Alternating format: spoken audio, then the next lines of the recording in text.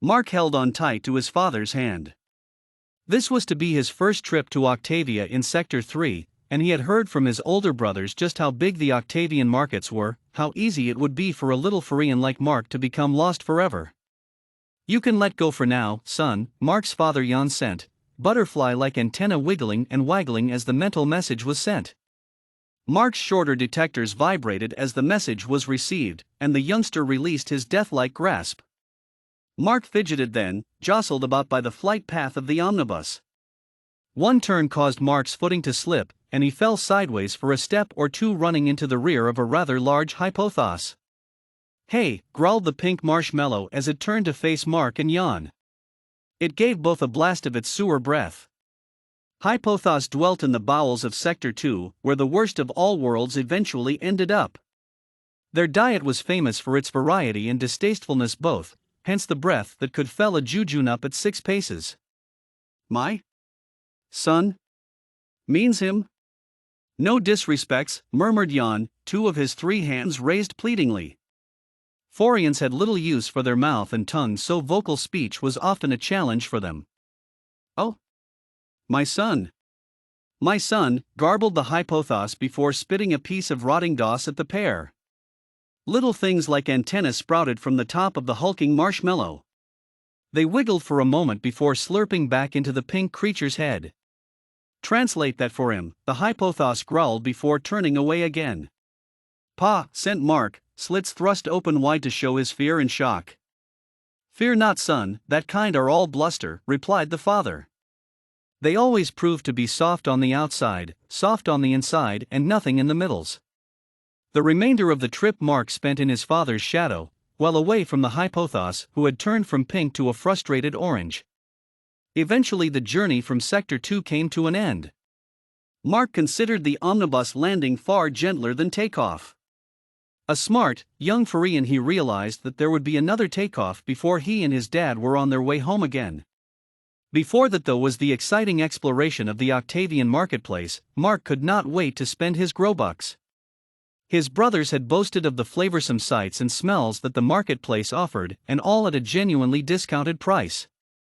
"Stay close," urged Jan, thrusting his son out in front of him, and giving Mark an encouraging shove as the blast doors of the omnibus slowly shuddered open.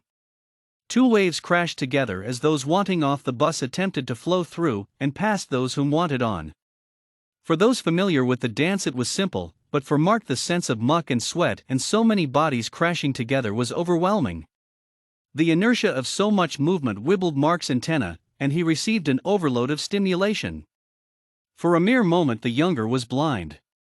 When the moment was over, Mark's father was gone.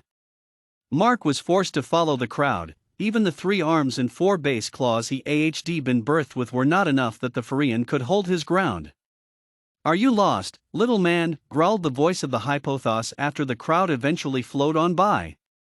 Mark froze for what seemed like a stretched-out eternity before he slowly turned to face the giant. With all sensors closed up, Mark could still detect a hint DOS, and something else extremely unpleasant seeping into his skins. Mark's annual bath could not come soon enough. "Yes, sirs," the youngster replied. "You must be first time to market," suggested the marshmallow, turning from pink to blue and releasing a calming scent like the sweetest pillow from a herd of kuawahi. Mark recalled learning at schools when the hypothos became blue they could be trusted. He extended his antenna and opened his slits. The hypothos nodded. "I may be bad smells, but my smeller is better than all," it promised. "We shall find your Jan before he finds us." True to its word, the marshmallow did not take long to pick up the smells of Mark's elder. Within an eighth of a SOS the Farian pair were reunited. They were at the very verge of entering Octavian markets, and thankfully Jan had stopped to pay. As a sign of appreciation the Farian offered to pay for the hypothos too, but the marshmallow waved away the offer. "We owe you? Kind? Apollo?" "Sorries," stated Jan to the hypothos as all 3 arms wrapped around his son. Back with Jan, and this time not letting go of his father's hand, Mark forced open his slits to take the whole market in. True, the place was huge, but a Farian with a navigator's mind like Mark calculated the layout quite quickly and easily. The moment the pair waddled their way through the first security gate, Mark's map mind was switched on. The blanket of browns and blues, salts of red and stones of the purest black. The smells were of spices and niceness, and the greatest of ices. Of all the stimuli of produce, it was the creatures that interested Mark the most. Races he never knew existed where they're in ones and twos and droves. Language buzzed through the air from tongue and mind and everything in between. Mark observed and learnt what he could of these different kinds. On occasion Mark would send an inquiry to Jan, but most often he himself could work through his misunderstanding. By the time the two Farian left for the return trip home, Mark had not spent a single grobuck spent. His knowledge and experience for Mark was worthy of 1,000,000,000 monies or more. It was a most tired Mark who boarded the omnibus set for Sector 2. All three of his hands clung tight as could be to the three arms of his father. Jan continued looking downwards upon his son and smiling, thankful the boy was with him. Mark's antenna wriggled and waggled as he shut down. He murmured in slumber the old egglet song.